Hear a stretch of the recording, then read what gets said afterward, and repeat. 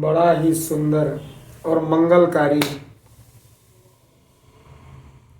जिज्ञासा आई।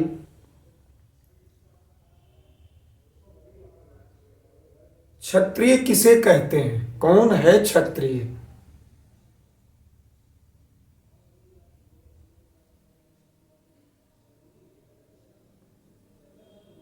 जो भी मानव है, मानव का शरीर जिनका भी है, चाहे वो स्त्री हो या पुरुष हो, वो स्वयं को क्षत्रिय जान के मान सकते हैं। क्योंकि क्षत्रिय मानना यह केवल मानव को क्षत्रिय नहीं बनाता है, बल्कि पहले छात्र धर्म का पालन करके स्वयं और स्वयं के शरीर की बनावट की सच्चाई को जानना, ये हमें क्षत्रिय बनाता है। तो मूल बात हुई छात्र धर्म का पालन करना। जिज्ञासु लोग इस बात को बड़े ध्यान से सुनेंगे कि स्वयं को क्षत्रिय मानने से केवल नहीं बनेगा, हमको छात्र धर्म का पालन करके स्वयं को, स्वयं की शरीर की बनावट की सच्चाई को जानना होगा, तो फिर हम क्षत्रिय हैं। इसमें बात बिल्कुल सच्चाई समझ में आ जाती है कि शरीर अलग है, स्वयं अलग है। कहाँ से आई परंपरा? तो ये शुरू होती है परंपरा हमारे सनातन धर्म के प्रथम बोधि भगवान शंकर से। उन्होंने स्वयं को के स्वरूप को जाना क्षत्रिय। और क्या किया जानने के बाद? उनकी वाणी, उनका लेखनी, उनका सोच, उनका कर्म, सब का सब विश्व कल्याण में हुआ। और उसमें राष्ट्र का भी कल्याण होगा, स्वयं का भी होगा, स्वयं के परिवार का भी होगा। यहां से शुरू होता है छात्र धर्म। हमारी जो गुरु परंपरा है, उस परंपरा में, सदगुरु परंपरा में, हम किसी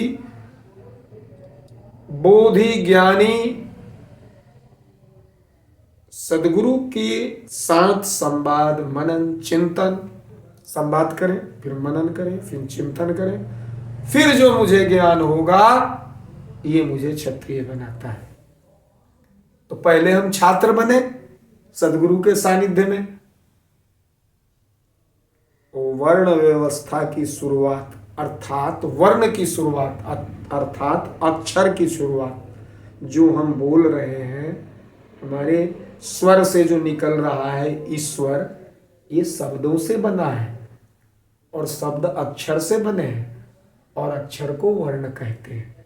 जब तक हम छात्र धर्म का पालन नहीं करेंगे, हम वर्ण की उत्पत्ति को नहीं जान सकते। पढ़ सकते हैं, रट सकते हैं, बोल सकते हैं, लेकिन हम बिना गुरु परंपरा के वर्ण की उत्पत्ति को, अर्थात अक्षर की उत्पत्ति को नहीं जानते। इसलिए मुझे सबसे पहले छात्र धर्म का पालन करना चाहिए। और इसके लिए हमारे यहाँ पहले व्यवस्था थी। बच्चे बचपन में गुरुकुल इत्यादि में जब जाते थे ना, गुरुकुल में, तो वहां से ये बात उन्हें बताई। अब सब बच्चे तो नहीं समझ सकते, लेकिन जो समझे उसी में है। गुरु गृह पढ़न गए रघुराई, औलप काल विद्या सब आई, ऐसा होता था।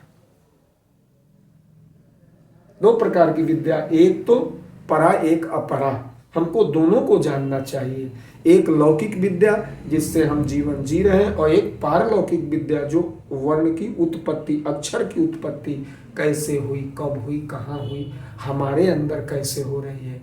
इसको जानने के बाद ही एक क्षत्रिय स्वयं का, अपने परिवार का, समाज का और देश का, विश्व कल्याण कर और विश्व का कल्याण कर सकता है, मंगल कर सकता है। ये मंगल भावना लेके हमको पहले छात्र धर्म का पालन करना चाहिए।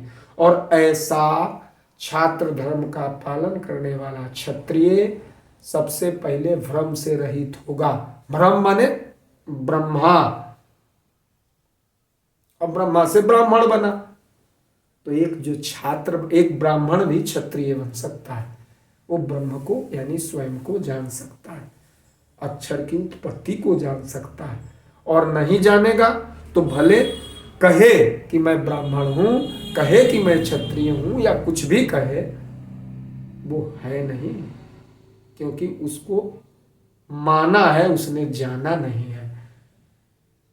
इस तरह से अगर छात्र धर्म का पालन करके क्षत्रिय स्वयं को माने तो भ्रम से रहित, नशीली वस्तुओं के सेवन से रहित, व्यभिचार से रहित। व्यभिचार का मतलब होता है जबरदस्ती पुरुष या स्त्री से अनैतिक संबंध बनाना। तीसरा, बेवजह के प्राणी हिंसा से रहित, जुआ से रहित और बेवजह के झूठ से रहित। ये 5 अवगुण उससे दूर हो जाते हैं। और ऐसा छात्र धर्म का पालन करने वाला क्षत्रिय स्वयं का, परिवार का, समाज का, देश का और विश्व का मंगल करता है, क्योंकि वो धीर होता है, गंभीर होता है और ज्ञानी होता है। बुद्धिमान और ज्ञानी में अंतर है। बुद्धि माने ब्रह्मा और ज्ञानी माने शिव। बुद्धि का मतलब ब्रह्मा। बुद्धिमान तो वो भी हो सकता है जो पढ़ा लिखा है, लेकिन ज्ञानवान नहीं भी पढ़ा लिखा हो तो हो सकता है। जैसे हमारे देश में बहुत सारे हुए, परंपरा सनातन में चली जा रही है, भगवान शिव से चली आ रही है। कबीरदास ने कोई शिक्षा ग्रहण नहीं किए, लेकिन ज्ञानी तो हुए, क्योंकि उन्होंने छात्र धर्म का पालन किया।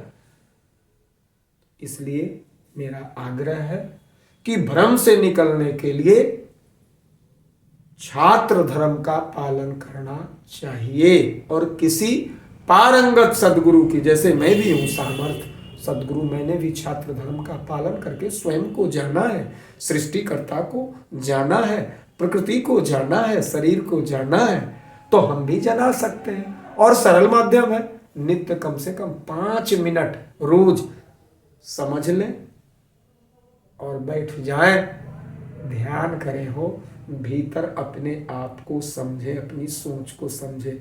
बड़ा मंगल होगा, बड़ा कल्याण होगा, सबका मंगल होगा, सबका कल्याण होगा।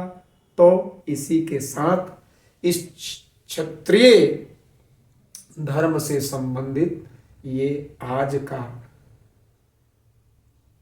चर्चा, जो जिज्ञासुओं, कई जिज्ञासुओं के प्रश्न पर आधारित था, समाप्त होता है। आप सबका मंगल हो, आप सबका कल्याण हो।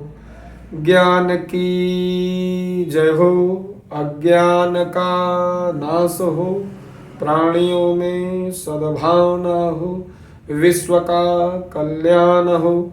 सत्य सनातन धर्म की जय हो। ओम नमः पार्वते पतये, हर हर महा